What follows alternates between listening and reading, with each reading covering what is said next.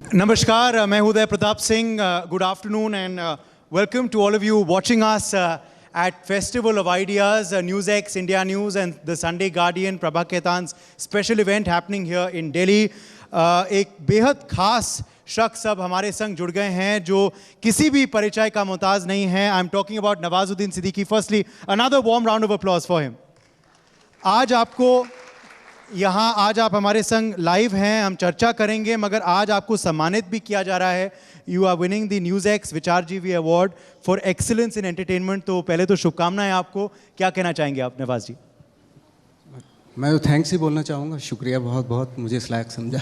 जी, awards का मायने क्या है आपके लिए, मैं ये पूछना चाहूँगा, क्योंकि नेशनल फिल्म अवार्ड से लेकर फिल्म फेयर से लेके इंटरनेशनल एमी अवार्ड का नॉमिनेशन भी आपके खाते में आ चुका है अब तक. अवार्ड्स तो अगणित हैं. तो what do awards mean Nawazuddin Siddiqui के लिए? डिपेंड करता है कहाँ से मिल रहा है.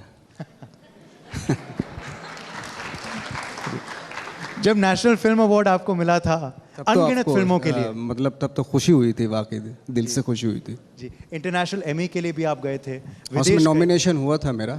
वो नॉमिनेशन होना बहुत बड़ी बात थी क्योंकि 4 एक्टर नॉमिनेट हुए थे एमी में, उसमें से एक मैं भी था, तो बहुत ही बड़ी खुशी की बात थी वो. तो जी, आज आपको विचारजीवी अवार्ड मिल रहा है, तो मैं आपसे ये ज़रूर पूछूंगा कि बचपन में या अभी किन के विचार से आप या किन किन के विचार से आप प्रभावित हुए हैं कभी? मैं विचारों से तो बहुत ज़्यादा प्रभावित हुआ. शुरू में जैसे स्वामी विवेकानंद से हुआ, फिर बाद में बहुत सारे जॉन पॉल सार्त्रे और नीत्शे और ओशो भी थे उनमें. तो बहुत सारे लोगों के, सोक्रेटिस भी थे, प्लूटो भी थे, बहुत लोग थे जिनके विचारों से बहुत प्रभावित हुआ. आप खुद एक सितारे हैं जो आसमान में चमकते हैं, मगर कल शाम को भारत ने भी इतिहास रचा. हम चांद तक पहुंच गए. चंद्रयान 3 की खबर आपने सुनी होगी, आपने ट्वीट भी किया है. क्या कहना चाहेंगे उस मोमेंट के बारे में? और मुझे तो खुद ऐसा फील हो रहा है जैसे मैं ही चांद पे है. इससे प्राउड की मोमेंट क्या हो सकती है कि हमारे देश के लिए, हम लोगों के लिए. आई थिंक मुझे तो खुशी की बात है कि हम ऐसे ही प्रोग्रेस जो है हर फील्ड में दिखाएं, सिनेमा में भी दिखाएं और मीडिया में भी दिखाएं इतनी प्रोग्रेस और इतनी ऑनेस्टी. जी, आपके सफ़र के शुरुआत के बारे में अभी हम बात करेंगे, मगर मैं आपसे ये भी पूछूंगा कि सफ़र की शुरुआत के बारे में चर्चा करेंगे. जिन साधारण सी शुरुआत की है नवाजुद्दीन सिद्दीकी की, उसके बारे में जानेंगे, क्योंकि वो प्रेरणा स्रोत हैं लोगों के लिए. मगर अब भी सक्सेस, कामयाबी तक आप पहुंच गए हैं, मगर आपका व्यवहार वही है, आप बदले नहीं. जब मुझे बिना बदले चीज़ें मिल रही हैं तो क्यों बदलूं मैं? मुझे समझ में नहीं आता कि बदलने की ज़रूरत क्या है, क्योंकि इसी चीज़ की वजह से काम मिला था मुझे. जो आपकी इंस्टिंक्ट है उसी वजह से काम मिलता है. आपको लाइक करते हैं लोग, अगर वही बदल दें आप तो वो तो बहुत ही बेमानी हो जाएगी बात. जी, इस वजह से अभी भी किसानी आपको उतनी पसंद है? मुझे सारी वो चीज़ें पसंद है जो पहले थी. आज भी वही पसंद है. हाँ, जो परिवर्तन होते रहते हैं बीच बीच में, मतलब पसंद कुछ बदलती रहती है, वो थोड़ा बहुत चलता रहता है. वो सबके साथ होता है आई थिंक वो तो.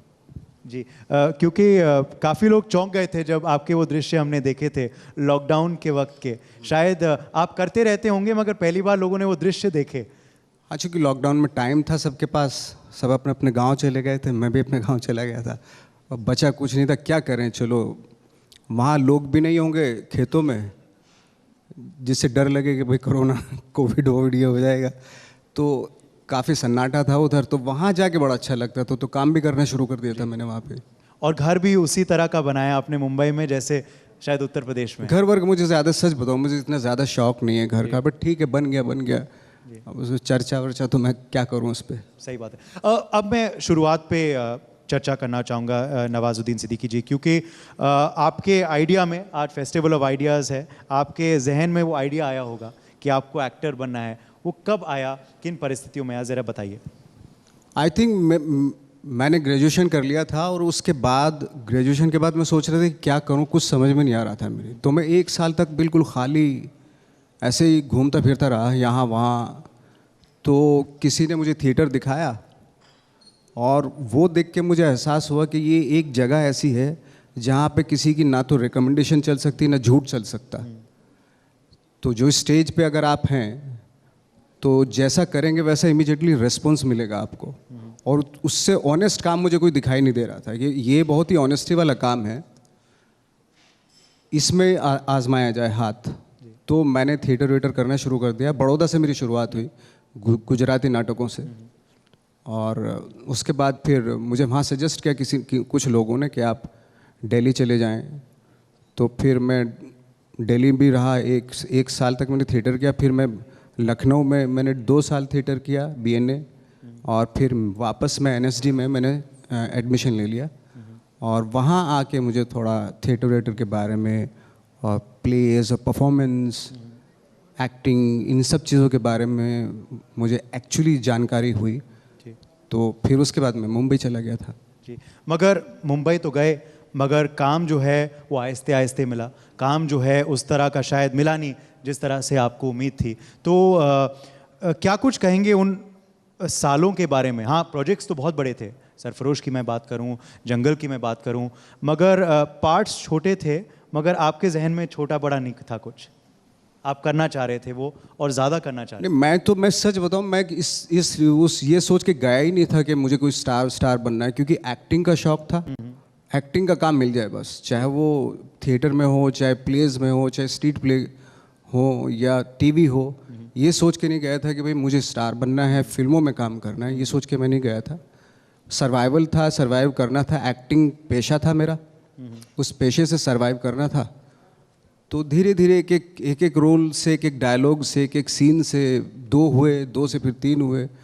तो जैसे सीढ़ियाँ चढ़ते हैं वैसे हुआ, कोई अचानक से चमत्कारी कुछ नहीं हुआ मेरे साथ जी। इसीलिए मेरा बिलीव ही नहीं है, चमत्कारों पे बिलीव ही नहीं मेरा, क्योंकि मेरी लाइफ में जो सारे कुछ हुआ वो बाकायदा एक एक चीज़ करके हुआ, एक एक स्टेप से हुआ। जी, इरफान साहब के फिल्म में भी आपने काम किया, छोटा सा रोल था, कैमियो था, मगर तब से उनकी नज़र आप पे पड़ी, और तब जब उन्होंने आपका न्यूयॉर्क में कैमियो देखा, मैंने पढ़ा है कि वो भी खुद रोने लग गए वो देखकर। हाँ, हम लोग न्यूयॉर्क में थे और फिल्म का नाम भी न्यूयॉर्क ही था।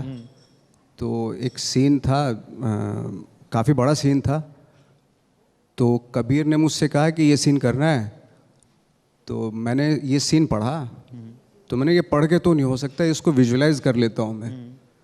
क्योंकि इमीडिएटली जैसे मैं पहुँचा था, कि जेट लैग भी था मुझे, तो मैं डायलॉग याद नहीं कर सकता। तो 6-7 पेज के डायलॉग थे। तो मैंने कहा इसको विजुलाइज कर देता हूँ मैं, और एक ही टेक में हो सकता है तो हो जाएगा ये, तो ट्राई करते हैं। तो कबीर भी माने और हमने किया वो। और चूंकि मैंने बिल्कुल सोच रखा था, जो सोच रहा था वही बोलता जा रहा था, वो हो गया एक टेक में। तो वो सीन मुझे भी मालूम नहीं था कि इस तरीके से निकल के आएगा वो सीन। तो फिर इरफान भाई को बुलाया गया, वो देखा उन्होंने, तो काफ़ी अप्रिशिएट किया उन्होंने, अच्छा लगा उनको। जी, आपने अभी कहा कि आप मुंबई स्टार बनने नहीं आए थे, एक्टिंग करने आए थे, मगर क्या आप मानते हैं कि आज नवाजुद्दीन सिद्दीकी स्टार बन गए हैं?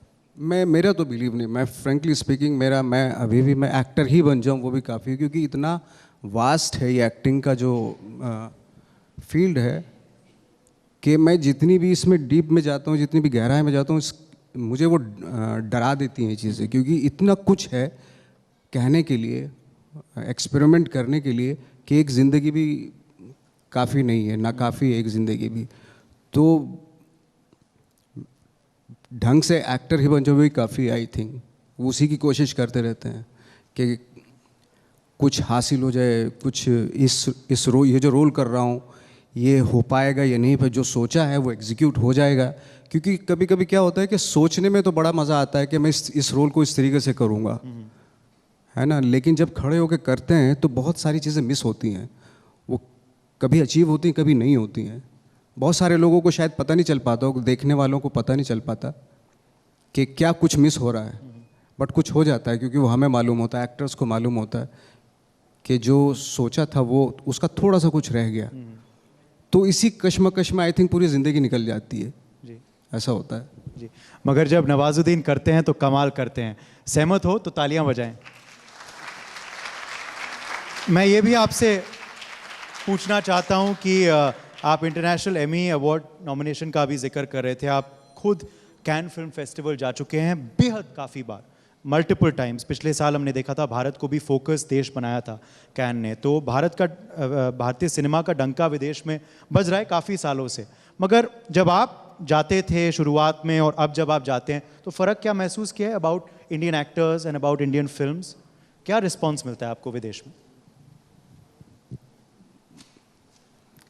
अभी क्या है कि हमारा जो सिनेमा है थोड़ा सा इंटरनेशनली थोड़ा आई थिंक मुझे ऐसा लगता है, हो सकता है मैं गलत हूँ, थोड़ा इंटरनेशनल प्लेटफॉर्म पे थोड़ा अभी लाइक जिस तरीके से कोरियन सिनेमा है या ईरानियन सिनेमा है या यूरोपियन सिनेमा है, जो इंटरनेशनल सिनेमा में इंटरनेशनल प्लेटफॉर्म पे जो वो उनकी फिल्में अप्रिशिएट की जा रही हैं, उस लेवल पे शायद हम अभी पहुंचने में हमें शायद वक्त लगेगा। क्योंकि कुछ जो बना सकते हैं उन इतना दमखम है हमारे कंट्री में, यूथ के पास इतना दमखम है कि वो अच्छा सिनेमा बना सकता है, बट उनके पास फाइनेंस की बहुत कमी होती है, और जिनके पास अथाह फाइनेंस है वो उस तरफ सोचते नहीं है। ये तो है जी। क्योंकि हमने देखा था कि नाटू नाटू ने पुरस्कार तो जीता इस साल बेस्ट सॉन्ग में ऑस्कर्स में और गोल्डन ग्लोब्स में, मगर बेस्ट फिल्म या बेस्ट इंटरनेशनल फिल्म तक पहुंचने के लिए अभी शायद समय है, आपको लगता है? नहीं, समय तो नहीं, अगर चाहें तो हो भी सकता है, लेकिन चाहने वाले जो हैं ना उनके पास रिसोर्सेज की कमी है। जो चाहते हैं, जो पैशनेट है सिनेमा को लेके, उनके पास रिसोर्सेज नहीं है, जो फैक्ट है। और जिनके पास है, जो मैंने बताया, जिनके पास है वो चाहते नहीं है। जिनके पास पैसे हैं वो और पैसा बनाना चाहते हैं। तो ये फ़र्क है जी, लक्ष्य का फ़र्क है, लक्ष्य का फ़र्क है जी बिल्कुल। मैं ये भी ज़रूर आपसे पूछूंगा कि आप खुद गेम चेंजिंग एक्टर थे ओटीटी पे। आप उस समय आए ओटीटी पे जब अक्सर बड़े स्टार्स करते नहीं थे और अक्सर बहुत लोगों के घरों में ओटीटी सब्सक्रिप्शंस थे नहीं। Then you entered the web series and OTT space. तो तब आपको लगा नहीं कि कहीं ना कहीं रिस्क है, या रिस्क लेना पसंद है? मुझे खुद नहीं पता था ओटीटी क्या है। मुझे बताया कि एक सेक्रेड गेम्स करके एक सीरीज़ है, वो ओटीटी पे आएगा। मैंने ओटीटी क्या है ये, तो उन्होंने कहा कि ये सीरीज़ है और एक प्लेटफॉर्म है ओटीटी, उस पे आएगा। तो मैंने कहा यार इतनी मुश्किल से, तो मुझे लगा टीवी सीरियल है। मैंने इतनी मुश्किल से तो फिल्मों में आया हूँ मैं, वापस से तुम मुझे टीवी सीरियल करवा रहे हो। तो मैं माना नहीं, और मुझे आई थिंक काफ़ी कन्विंस किया। फिर लास्ट में अनुराग कश्यप आए, उन्होंने बोला कि ये जो है ना 190 कंट्री में दिखाया जाएगा। तो मैंने कैसे, तो उन्होंने दिखाया है मुझे कि उस वक्त पे एक आध कोई सीरीज़ चल रही होगी इंटरनेशनल सीरीज़, उसके मैप, वर्ल्ड के मैप पे आ रहा था वो, कि कहाँ कहाँ पे ये इस वक्त पे दिखाई जा रही है। तो मुझे वहाँ पे लाइट वाइट जल रही थी, तो मुझे दिखाया कि इन कंट्री में ये सीरीज़ चल रही है। तो मैंने कहा ये तो 190 कंट्री में मतलब सीरीज़ चलेगी अगर मैं करूँगा, तो मतलब अगर ये, तो तब मैंने बोला कि हाँ मैं करता हूँ। तो थोड़ा एक वो भी था कि लालच भी था कि 190 कंट्री में आपका काम देखेंगे लोग, तो किया। फिर मैंने, मुझे भी आइडिया नहीं था कि नेटफ्लिक्स क्या है, ओटीटी क्या है। फिर जब आपने रिस्पांस देखा और ख़ास करके आपके किरदार के लिए, तो जहन में क्या चला? सही टाइम मैं सच बताऊं, मैंने अभी तक मैंने अपनी सीरीज़ पूरी नहीं देखी है। सेक्रेड गेम्स के एक दो क्लिप्स देखे जो यूट्यूब पे पड़े हुए हैं। हाँ। मैंने पूरा सीरीज़ देखा ही नहीं है। क्या बात कर? हाँ, क्योंकि मैंने इतना सुन लिया था कि बहुत अच्छा है सीरीज़, अप्रिसिएशन, तो मैंने सोचा ठीक है, थोड़ा बहुत तो चलो ठीक ठाक काम कर ही दिया हुआ। हाँ। इसलिए अप्रिशिएट कर रहे हैं लोग। हाँ। तो अब देखने की ज़रूरत नहीं है। हाँ, क्रिटिसाइज़ करते तो ज़रूर देखता जी, कि क्या कुछ नहीं कि था, क्या गलत किया जी। वही है कि यही नवाजुद्दीन सिद्दीकी इसकी डायलॉग्स में बात है कि कभी कभार ऑडियंस को याद रह जाती है और इन्हें खुद कहना पड़ता है कि अरे हाँ वो डायलॉग भी था ज़बरदस्त वाला, बट ऑडियंस को अब तक याद है, जैसे अभी हम अनुभव कर रहे थे। मगर मैं आपसे एक और सवाल अब पूछूंगा, क्योंकि तब की ओटीटी के बारे में बात कर लिया, शुरुआत जो आपने की सीक्रेट गेम। अब जो ओटीटी है, हम देख रहे हैं कि अब आप ज़्यादा काम कर नहीं रहे ओटीटी में। तब आपने हिट दिया सीक्रेट गेम्स में, मैंने सिर्फ एक ही किया है ओटीटी। वही अब जब सब आ गए हैं, सब कूद पड़े हैं इस बैंड वैगन में, अब आप आ नहीं रहे हैं इस बस पे। उसके बाद आई थिंक मुझे ऐसा कुछ लगा भी नहीं, कुछ आए काम ओटीटी के आए, तो मुझे लगा कि यार अभी वो प्रोजेक्ट बन रहे हैं। फ्रेंकली स्पीकिंग मुझे लगा कि वो पैशन जो था वो शायद कहीं गायब है, वो प्रोजेक्ट बना रहे हैं, तो ऐसा मुझे फील हुआ। तो मैंने रहने देते हैं अभी फ़िलहाल, कुछ दिन के लिए रहने देते हैं। कोई पैशनेट डायरेक्टर आएगा स्टोरी लेके, तो उसके साथ करेंगे काम। आपको लगता है फिर कि जिस उद्देश्य से ओटीटी आया था, to be different from films, उस बात से कहीं ना कहीं हिल गया है? नहीं नहीं, कुछ अच्छी सीरीज़ भी आ रही हैं, हर साल कोई ना कोई अच्छी सीरीज़ आती भी हैं, ऐसी बात नहीं है। पर उनकी और आवश्यकता है शायद। और हाँ, जी। मतलब मैं तो देखता नहीं, मैं जो अच्छी जिसका वाकई जिसका नाम होता है, जिसके बारे में, जिस सीरीज़ के बारे में लोग नेचुरली बात कर रहे होते हैं, तो वो देखने का मन करता है। आखिरी कौन सी देखी आपने जो पसंद आई आपको अरे फिल्म या बाप रे, सीरीज? मैंने पंचायत देखी थी और मुझे बहुत अच्छी लगी थी वो। जी, बहुत बढ़िया काम भी था। चर्चा भी चल रही थी पिछले 1-2 साल में थिएटर के बारे में कि बॉक्स ऑफिस पे क्या हो गया है, फिल्में चल नहीं रही हैं, लोग आ नहीं रहे हैं देखने के लिए। इसकी वजह क्या आप मानते हैं? ये तो जो उसके एक्सपर्ट हैं उनसे बात करूँ, मैं तो एक्टर हूँ यार, जी। मैं इसके बारे में बिल्कुल भी नहीं बता सकता। अगर मुझे मालूम होता मैं खुद की फिल्में प्रोड्यूस करने लगता। सच बता रहा हूँ, मुझे बिल्कुल आइडिया नहीं है कि फिल्में कौन सी चलती, क्यों देखते हैं लोग, अचानक से थिएटर में भर भर के आने लगते हैं। मैं और जिस फिल्म पे उम्मीद की जाए तो कोई नहीं आता, तो कोई ना कोई तो कनेक्ट होती होंगी वो फिल्में लोगों से। तो वो मुझे वो टेस्ट बिल्कुल समझ में नहीं आ रहा कि मतलब मेरे क्या कर जिनके समझ में आते कि इस तरह की फिल्म लोग पसंद करते हैं, तो वो भी बनाने लगते। बट कांट से कि बॉक्स ऑफिस पे कौन सी फिल्में हिट होती हैं और कौन सी नहीं चलती, मुझे बिल्कुल पता नहीं। बिल्कुल। आप किन आधार पे स्क्रिप्ट एक चुनते हैं या हाँ बोलते हैं? अगर कोई आता है आपके पास तो क्या कुछ देखते हैं? मैं तो कैरेक्टर अपना देखता हूँ, मैं बहुत सेल्फिश हूँ उस मामले में।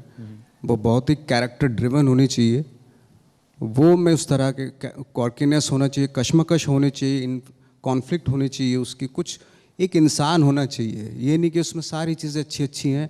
मुझे बहुत बोरिंग लगता है वो कैरेक्टर जिसमें सब कुछ अच्छा अच्छा होता है।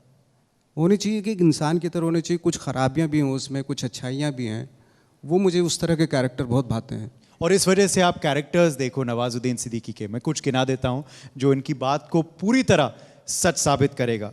Manto, again a very flawed iconic character. माझी, दशरथ माझी का कैरेक्टर, गहलोड़ से कमाल की कहानी थी। मैं खुद गहलोड़ गया था आपका इंटरव्यू करने, मुझे याद है, बिहार में, गया के बाहर एक जगह है। Raman Raghav, Thackeray, all iconic characters. पर कहीं ना कहीं आपका नाता बायोपिक से क्यों लग जाता है?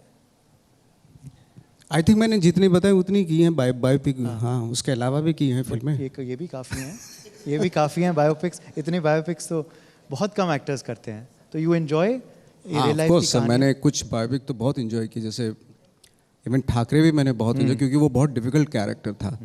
क्योंकि उस तरह की पर्सनैलिटी का जो रोल करते हैं वो ऐसा ना हो कि मिमिक्री हो जाए उसकी, तो बहुत ही एज पे चलना पड़ता है जी। कि मैं नवाज भी दिखना चाहिए और ठाकरे भी दिखना चाहिए। ये नहीं कि मैं अगर बिल्कुल ही ठाकरे बन जाऊंगा तो इसका मतलब मैं मिमिक्री कर रहा हूँ उनकी। तो कहीं ना कहीं मैं भी रहना चाहिए उसमें, वो बहुत ज़रूरी होता है। और बहुत कितना रेशो रहना चाहिए वो भी बहुत ही मैंने बहुत ही साइंटिफिकली उसको तैयार किया था उस कैरेक्टर को। क्योंकि वो पतले दुबले से थे, तो उनकी वॉक किस तरीके से होगी, कहाँ पे वो वेट शिफ्ट करेंगे, उनका जो आवाज़, जहाँ से उनका सुर निकलता है, जहाँ से बोलते हैं, उसका हारमोनियम पे प्रैक्टिस की। तो काफ़ी तैयारी की थी एक्चुअली मैंने। मंटो के लिए मैंने इतनी तैयारी नहीं थी, क्योंकि मंटो का फ़ोटो है, उनको वीडियो नहीं है उनका कोई भी। तो वहाँ पे मुझे थोड़ी सहूलियत मिल गई। लेकिन जिन लोगों को आप देखते हैं, जिनके वीडियोज़ हैं या वो अभी भी ज़िंदा हैं, उनको पोर्ट्रेट करना उनको थोड़ा डिफ़िकल्ट होता है, क्योंकि लोग कंपेयर भी करते हैं कि यार ये तो बहुत ही अलग है, या तो बिल्कुल ये तो कॉपी कर रहा है उनकी। तो वो थोड़ा सा एजी होता है वो। बिल्कुल नहीं, ठाकरे में जो काम किया आपने ज़बरदस्त था वाकई में। अब एक और इंटरेस्टिंग आपका फर्स्ट लुक आया है, ट्रेलर आया है जो चर्चाओं में आ गया है। मैं देख रहा हूँ हड्डी, वहाँ आपने एक अगेन बहुत ही अलग रोल है, उसके बारे में ज़रा बताएं। वो आपकी वर्सिलिटी तो ज़रूर दिखाता है, मगर बिल्कुल ही अलग लुक है नवाजुद्दीन जी। हाँ, क्योंकि मैंने आई थिंक ट्रांसजेंडर का कैरेक्टर प्ले कर रहा हूँ, लेकिन मैंने कभी भी ये दिमाग में नहीं रखा कि मैं ट्रांसजेंडर को प्ले कर रहा हूँ। मैंने हमेशा ये सोचा कि मैं फीमेल का कैरेक्टर प्ले कर रहा हूँ, क्योंकि हर ट्रांसजेंडर की ख्वाहिश होती है, वो कंप्लीट फीमेल होना चाहती है। क्योंकि जब मेरी बातें होती थी, क्योंकि फिल्म शुरू होने से पहले मैं काफ़ी उन लोगों की कम्युनिटी के साथ रहा, तो उनकी एक ही ख्वाहिश होती है, एक विश होती है कि हम औरत बन जाएं। हम एक विश होती है उनकी, एक ख्वाहिश होती है उनकी, चाह होती है उनकी वो। तो मेरे लिए एक बहुत अच्छा वो था, सबक था कि मैं ये प्ले ना करके एक फ़ीमेल प्ले करूँगा। तो उसी तरीके से, उसी नज़रिए से मैं दुनिया को देखनी शुरू किया मैंने फ़ीमेल के नज़रिए से। तो जितना हो सकता था बिना किसी बनावट के, जितना रियल हो सकता है, ओढ़ी भी नहीं लगनी चाहिए, इम्पोज नहीं होनी चाहिए कोई चीज़ की, तो उस तरीके से तैयारी की। तो मेरे लिए बहुत डिफ़िकल्ट था, क्योंकि आई थिंक 2.5-3 घंटा मेरा मेकअप होता था, वो पार्ट करना पड़ता, और उसी दिन फिर दूसरा कैरेक्टर होता था, फिर वो उतार के फिर दूसरा, फिर अगेन फिर वो। तो इस तरीके से आई थिंक 9 घंटे तो 9 आवर्स तो मेरे सिर्फ मेकअप में, उतारने में और चढ़ाने में निकल जाते थे जी। तो ये था।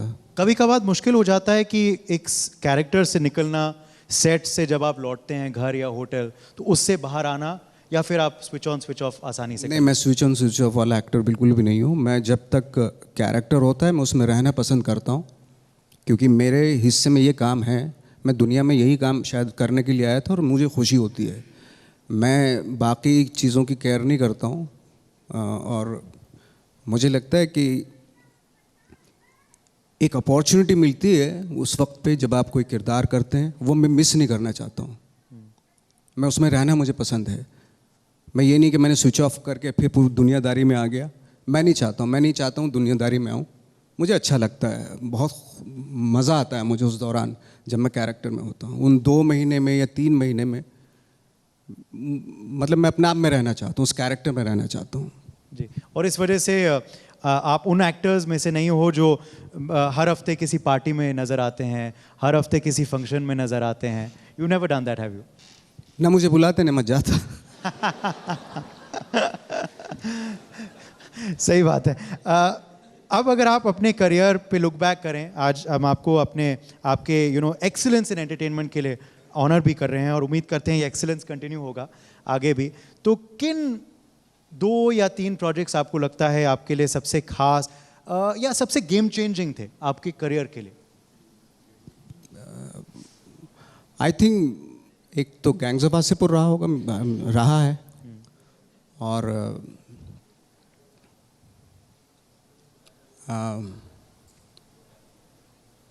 हाँ, यही गेम चेंजर। वो मतलब मेरे करियर का जो चेंज जो वो हुआ था, उसी फिल्म से हुआ था। हाँ, या गणेश गायतोंडे जो सीरीज़ में जो था।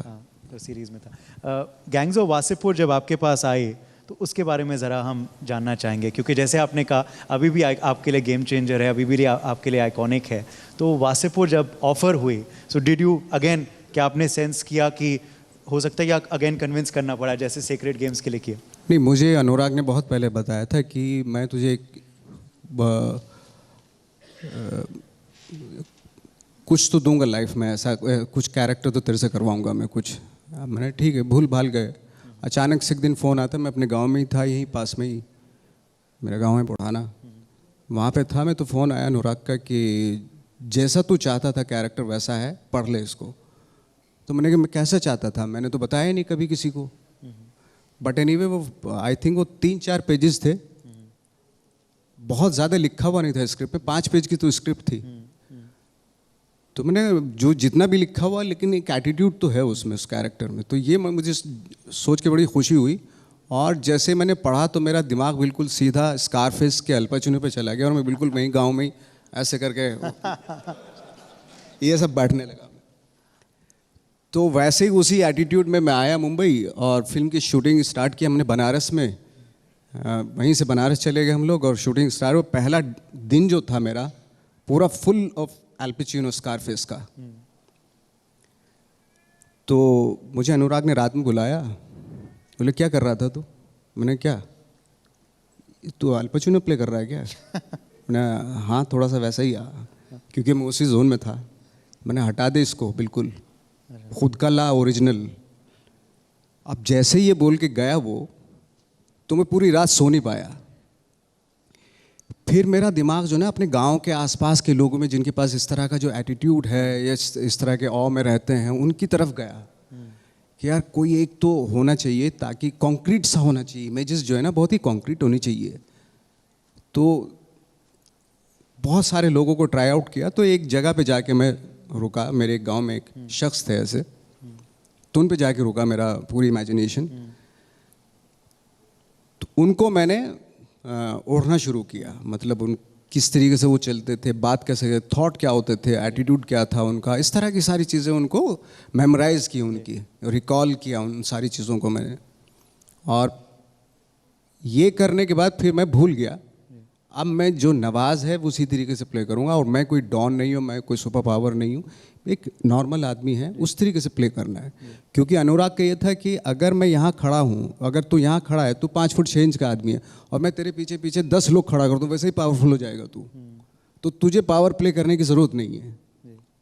तो पूरी पिक्चर में, पूरी फिल्म में मैंने कोई पावर प्ले करने की कोशिश ही नहीं की, जैसा नॉर्मल हूँ वैसे ही है।